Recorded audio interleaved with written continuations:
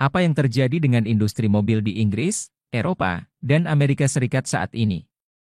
Seolah-olah kita sedang mengalami Carmageddon, dan banyak orang berbicara tentang hal-hal seperti Brexit atau intervensi politik. Namun, sebenarnya ada sesuatu yang lebih besar yang sedang berlangsung, dan saya ingin mengajak Anda menyelami data ini secara mendalam. Mari kita mulai dengan gambaran besarnya. Berikut adalah data tentang negara-negara produsen mobil terbesar dan eksportir mobil di dunia. Data ini menunjukkan jumlah ekspor mobil dari negara-negara seperti Jepang, Jerman, Korea Selatan, dan Amerika Serikat dalam beberapa tahun terakhir. Pergeseran besar yang sedang kita lihat saat ini adalah perubahan dari mobil dengan mesin pembakaran internal menjadi mobil listrik, dan lihat siapa yang paling diuntungkan dari perubahan ini, Cina. Perhatikan bagaimana Cina melampaui negara-negara lain dalam jumlah unit mobil yang mereka ekspor ke seluruh dunia. Apa yang sebenarnya terjadi di sana? Sebagian besar ceritanya adalah karena saat ini jauh lebih murah untuk memproduksi mobil listrik di Cina. Data berikut menunjukkan biaya pembuatan mobil VW ID.3 yang dapat dibandingkan dengan mobil tertentu yang diproduksi di Cina, seperti BD-Seal. Biayanya 29% lebih murah untuk memproduksi BD-Seal di Cina.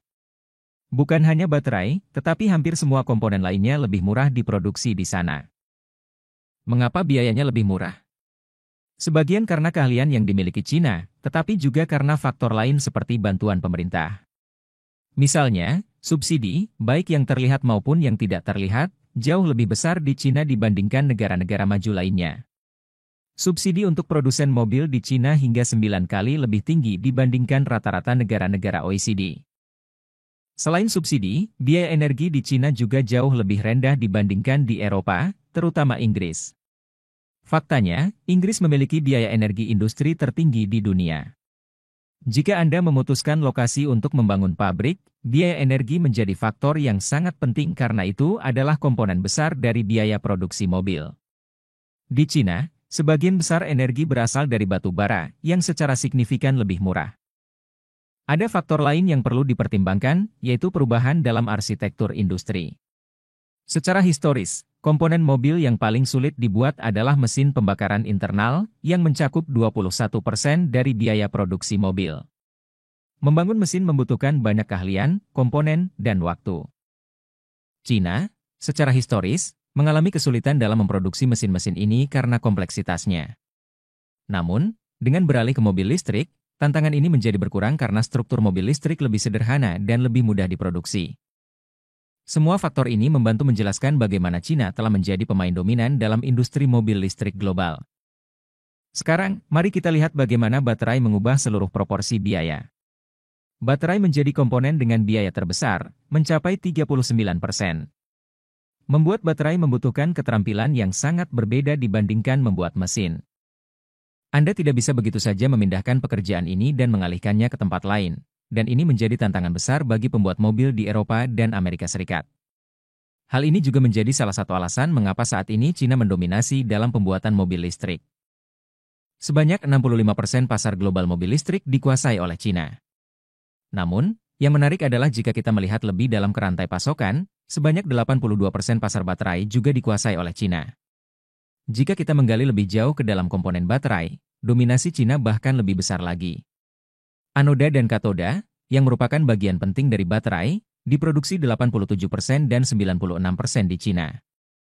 Dominasi Cina terlihat jelas, bahkan jika Anda membuat baterai di tempat lain, Anda masih harus mendapatkan komponen dari Cina.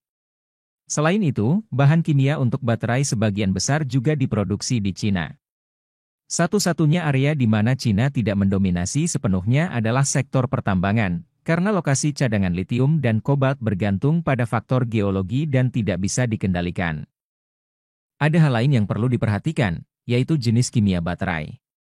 Beberapa waktu lalu, Uni Eropa dan sebagian Asia di luar Cina memutuskan untuk fokus pada baterai dengan kepadatan energi tinggi, seperti jenis baterai dengan kandungan nikel, mangan, dan kobalt.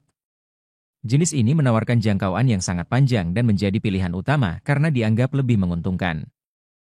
Di sisi lain, Cina fokus pada baterai dengan kepadatan energi rendah yang lebih murah dan lebih aman. Pada awalnya, banyak orang di Eropa meremehkan pendekatan ini, tetapi lihat apa yang terjadi sekarang. Cina telah menjadi jauh lebih baik dalam memproduksi baterai tersebut, dan jenis baterai dengan kimia berbeda yang menjadi spesialisasi Uni Eropa justru stagnan. Sementara itu, jenis baterai yang difokuskan Cina terus berkembang pesat. Faktor-faktor inilah yang menyebabkan situasi saat ini, di mana Cina melampaui banyak negara lain dalam industri mobil listrik. Namun, pemerintah di seluruh dunia mencoba mengambil langkah untuk mengatasinya. Amerika Serikat dan Kanada telah memberlakukan tarif 100% pada mobil listrik Cina. India juga memberlakukan tarif tinggi, begitu pula dengan Turki. Uni Eropa baru-baru ini ikut memberlakukan tarif. Satu-satunya pengecualian di sini, selain Jepang yang sebagian besar membeli produk Jepang sendiri, adalah Inggris. Inggris masih memberlakukan tarif 0% di atas tarif normal untuk mobil listrik Cina, menjadikannya salah satu negara paling menarik di dunia untuk menjual mobil listrik Cina saat ini, terutama mengingat aturan kendaraan listrik yang akan berlaku pada tahun 2035.